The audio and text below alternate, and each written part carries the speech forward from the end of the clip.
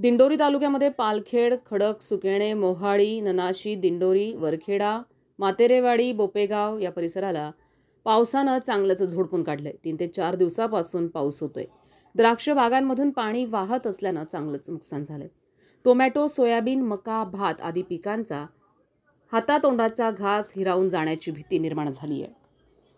तर 3 दिवसापासून पाऊस होत असल्यानं सप्टेंबर-ऑक्टोबरमध्ये छाटलेल्या द्राक्ष बागांमध्ये पाणी साचलंय।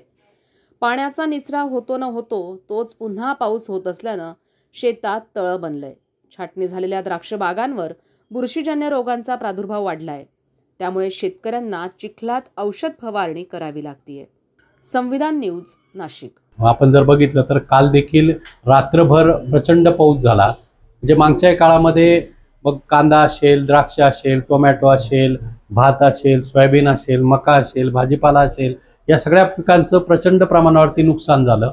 मागच्या काळात अतिवृष्टी मागच्या महिन्यामध्ये झाली। मी तर पूर्ण माझ्या मतदारसंघातील प्रत्येक तालुक्यामध्ये जाऊन पंचनामे झाले पाहिजे आणि झालेल्या नुकसानीची ताबडतोब भरपाई सरकारने केली पाहिजे किंवा त्यापेक्षा शासनाने जे निवडणुकीच्या अगोदर आता जे शासन आहे त्यांनी आश्वासन दिलं होतं की आमची सत्ता आल्यानंतर आम्ही संपूर्ण कर्जमाफी करू। आता ही परिस्थिती आता निर्माण झालेली आणि या संदर्भामध्ये मी संसदेमध्ये सुद्धा ओला दुष्काळ जाहीर करावा, शेतकऱ्यांना मदत करावी, कृषी मंत्री असेल किंवा संसदेमध्ये मांडलं। आपल्या राज्याचे मुख्यमंत्री देवेंद्र फडणवीस साहेबांना मी मागच्या काळात पत्र दिलं आणि काल स्वतः मी फडणवीस साहेबांना भेटून ओला दुष्काळ जाहीर करावा, संपूर्ण कर्जमाफी करावी आणि त्याचबरोबर कांदा पिकाचं तो नुकसान आहेच, त्याला सुद्धा अनुदान दिलं पाहिजे। आणि विशेषतः आपला जो निफाड तालुका असेल, दिंडोरी असेल, चांदवड असेल, येवला असेल किंवा नाशिक तालुका, याच्यामध्ये द्राक्षाचं मोठ्या प्रमाणावर उत्पादन होतंय। आता द्राक्षाची छाटणी झाल्यानंतर आपण जर बघितलं तर द्राक्षाला कुठल्याही प्रकारचं फळ आलेलं नाहीये। म्हणजे हा हंगाम पूर्णपणे शेतकऱ्यांचा वाया गेलेला आहे आणि म्हणून शेतकऱ्यांसाठी स्वतंत्र द्राक्ष उत्पादक शेतकऱ्यांसाठी स्वतंत्र पॅकेज द्यावं आणि त्याचबरोबर या राज्यामध्ये खऱ्या अर्थानं वेळ आलेली आहे की संपूर्ण कर्जमाफी करण्याची, कारण अतिशय प्रचंड पाऊस या भागामध्ये पडतोय। पेठ असेल, सुरगाणा असेल, दिंडोरी असेल, कळवण या भागामध्ये जो भात कापणी होते आणि भात कापणी झाल्यानंतर शेतामध्ये अक्षरशः तळे निर्माण झालेले आणि पूर्ण भात त्या ठिकाणी वाया गेलेला आहे आणि म्हणून सरकारने ताबडतोब याची नोंद घेऊन कर्जमाफी करावी, शेतकऱ्यांचे पंचनामे करावे।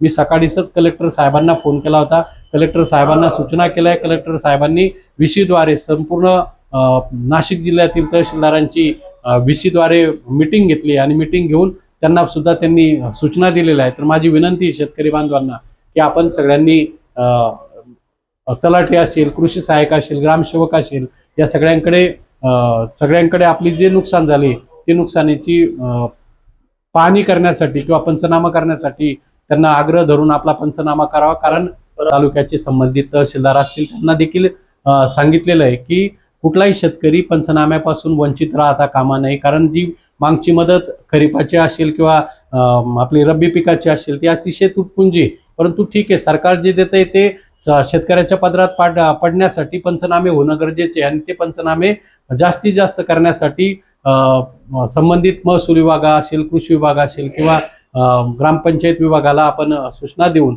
जास्तीत जास्त पंचनामे करायला सांगितलेले। आज मी तर कलेक्टरांना तीच सूचना केलेली आहे की आपण यामध्ये लक्ष घालून त्यांना सांगितलं की संपूर्ण कर्जमाफी आणि द्राक्ष पिकाचे फार प्रचंड प्रमाणात अगोदर कांद्याचं नुकसान झालंय, आता द्राक्ष शेतीचं फार मोठ्या प्रमाणात, कारण आता जो द्राक्षाचा सीझन चालू आहे याच्यामध्ये कोणाच्याही बागा आलेल्या नाहीये, फार थोड्या व्हरायटी सोडल्या तर उरलेल्या सगळ्या बागा फेल गेलेल्या आहे आणि त्यामुळे द्राक्ष उत्पादक शेतकऱ्यांसाठी भरीव स्वरूपाची मदत किंवा त्यासाठी ठोस पॅकेज करावं। त्यापेक्षा मी तर पत्र दिलेलं आहे की संपूर्ण कर्जमाफी याच्यावरती उत्तम पर्याय, म्हणजे सगळे प्रश्न सुटतील।